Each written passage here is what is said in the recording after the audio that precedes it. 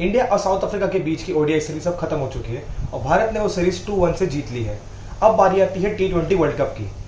अब से लेकर 15 तारीख तक भारत की जो सिलेक्शन कमेटी है उन्हें एक निर्णय लेना है और उससे साफ हो जाएगा कि वो भारत की जो बॉलिंग है वहाँ पे उन्हें एक ओपनिंग बॉलर देते हैं, वहाँ पे एक ऐसा बॉलर देते हैं जो मिडिल में बॉलिंग कर सकते हैं, या उनको एक डेथ बॉलर दिया जाता है।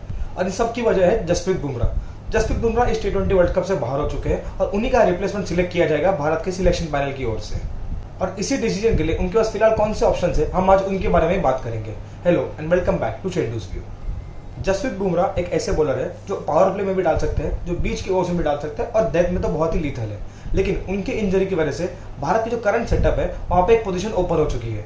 भारतीय टीम के पास फिलहाल 3 बॉलर है, अर्शदीप सिंह, भुवनेश्वर कुमार और हर्षल पटेल। लेकिन अब जो डिसीजन लिया जाएगा वो होगा चौथे बॉलर का।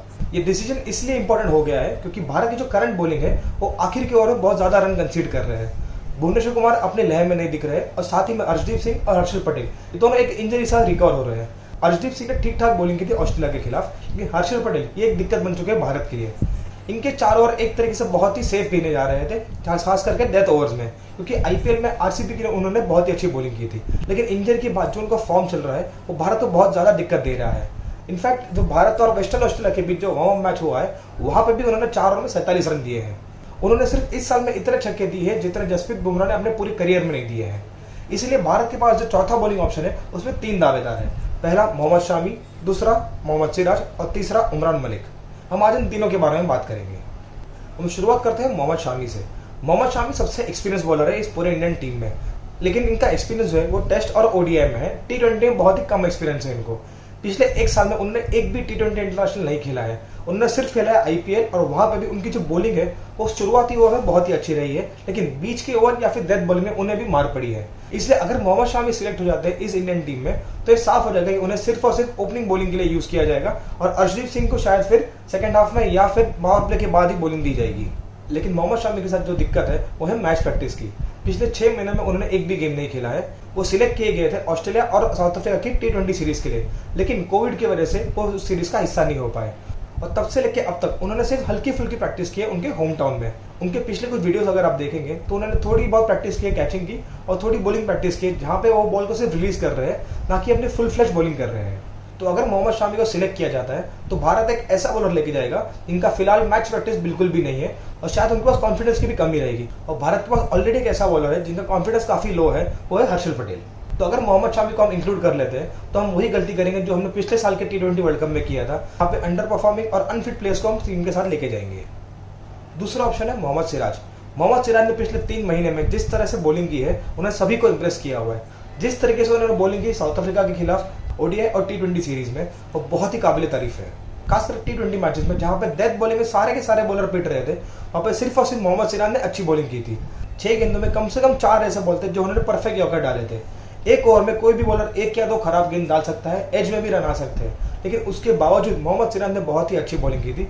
इसका एग्जांपल आपको मिला होगा दूसरे ओडीआई में भारत और साउथ अफ्रीका के खिलाफ, जहाँ पे आखिर के 6 या 8 ओवरों में अफ्रीका ने सिर्फ 25 रन स्कोर किए थे। उसमें सबसे बड़ा रीजन था मोहम्मद सिराज। सभी का यह मानना था कि फॉर्म के बेसिस पे और परफॉर्मेंस के बेसिस पे अगर कोई प्लेयर सिलेक्ट होता है तो वो है मोहम्मद सिराज। मोहम्मद सिराज ने अपने डेथ बॉलिंग और जो मिडिल ओवर्स की जो बॉलिंग है उसमें काफी इंप्रूव किया है और जो साउथ अफ्रीका वाली जो सीरीज हुई है ओडीआई और T20 में इसमें साफ दिखाई दे रहा था। इसलिए मोहम्मद सिराज को सिलेक्ट करना एक अच्छा डिसीजन होगा। अब हम आते हैं तीसरे ऑप्शन पे, जो है उमरान मलिक। ये एक डार्क हॉर्स है। इस तरीके की पेस उमरान मलिक के पास है वो इंडिया में फिलहाल किसी भी बॉलर के पास नहीं है। आईपीएल में उन्होंने सबसे तेज बॉलिंग की थी इंडियन बॉलर्स में और सिर्फ फर्ग्यूसन ने उनसे तेज बॉल डाली थी। उसके अलावा एवरेज बॉलिंग स्पीड थी सबसे ज्यादा, वो थी उमरान मलिक की। इसलिए आईपीएल से लेके अब तक सारे जो फैंस हैं उनका ये मानना है कि उमरान मलिक जैसा बॉलर जिसके पास इतनी पेस है उन्हें ऑस्ट्रेलिया में जरूर खिला देना चाहिए। उनके साथ जो दिक्कत है वो है एक्सपीरियंस की। आईपीएल के शुरुआती मैचेस में साफ दिख रहा था कि इन एक्सपीरियंस की वजह से उनकी बॉलिंग काफी रिवर्ड हो रही थी और सिर्फ पेस के लिए जा रहे थे। लेकिन जैसे जैसे आईपीएल आगे बढ़ती गई उनकी बॉलिंग बहुत ही इंप्रूव हुई थी। इनफैक्ट एक ऐसा मैच था हैदराबाद का जहां पे सामने की टीम के सिर्फ 5 विकेट गए थे और 5 के 5 विकेट लिए थे उमरान मलिक ने। उमरान मलिक को इंडिया के लिए भी मौके दिए गए, लेकिन वहां पे काफी एक्सपेंसिव साबित हुए थे, लेकिन उन्हें काफी बैकिंग मिल रही है इंडियन टीम मैनेजमेंट से। इसलिए भले ही एक्सपेंसिव होने के बावजूद उन्हें हमेशा इंडियन ए टीम के साथ रखा गया है और सारे के सारे जो ए टूर्स थे, चाहे वो टेस्ट मैचेस हो या फिर ओडीआई हो या T20 हो, वो सारे के सारे उन्हें खिलाए गए थे। इसी वजह से उमरान मलिक को भारतीय टीम अपने साथ लेके गई ऑस्ट्रेलिया में। उन्हें भले ही एक नेट बॉलर के तरीके से वहां पे लेके गए। कल का जो वीडियो आया था उमरान मलिक और राहुल द्रविड़ का, उससे साफ दिख रहा था कि राहुल द्रविड़ किस तरीके से उन्हें गाइड कर रहे हैं कि अगर जरूरत पड़ने पर अगर मोहम्मद शामी को सिलेक्ट इंडिया नहीं करती है, out and out pace bowler के रूप में भारत उमरान मलिक को भी सिलेक्ट कर सकती है। उमरान मलिक को सिलेक्ट करने का एक और फायदा है, उन्होंने पूरे आईपीएल में जो बॉलिंग की थी वो थी 7 ओवर से लेकर 15 ओवर तक के बीच। फिलहाल भारत के पास ऐसे 3 बॉलर है जो शुरुआती में बॉलिंग कर सकते हैं और डेथ में बॉलिंग कर सकते हैं। भले ही भुवनेश्वर कुमार के फिलहाल की फॉर्म खराब लगी है, लेकिन सबसे एक्सपीरियंस बॉलर है वो फिलहाल की इंडियन टीम में, इसलिए वो ओपन भी बॉलिंग कर सकते हैं और डेथ में भी बॉलिंग कर सकते हैं। सेम चीज होती है अर्शदीप सिंह के साथ। अर्शदीप सिंह भी पावर प्ले में बॉलिंग कर सकते हैं और डेथ में भी बॉलिंग कर सकते हैं। और भारत के पास जो एडवांटेज है वो है हार्दिक पांड्या का। हार्दिक पांड्या ने आईपीएल में शुरुआती ओवर से बॉलिंग की थी और बीच के ओवर में बॉलिंग की थी। तो भारत के पास अगर कोई ऐसा पेस बॉलर है जो बीच के ओवर में बॉलिंग करके विकेट ले सकता है तो वो है उमरान मलिक। वो इसी वजह से, क्योंकि हर्षल पटेल का फॉर्म जो है फिलहाल खराब चल रहा है और उनके बैकअप की तरह से उमरान मलिक को खिलाया जा सकता है। अगर हम इस इंडियन टीम मैनेजमेंट की हिस्ट्री देखें तो उन्होंने हमेशा ज्यादा प्रेफर किया है एक्सपीरियंस को, लेकिन राहुल द्रविड़ और रोहित शर्मा जिस तरीके की सोच रखते हैं, इससे बिल्कुल भी हैरानगी नहीं होगी अगर उमरान मलिक को सिलेक्ट किया जाता है भारतीय टीम में और मोहम्मद सिराज को रिजर्व की तरीके से लेके जाते हैं।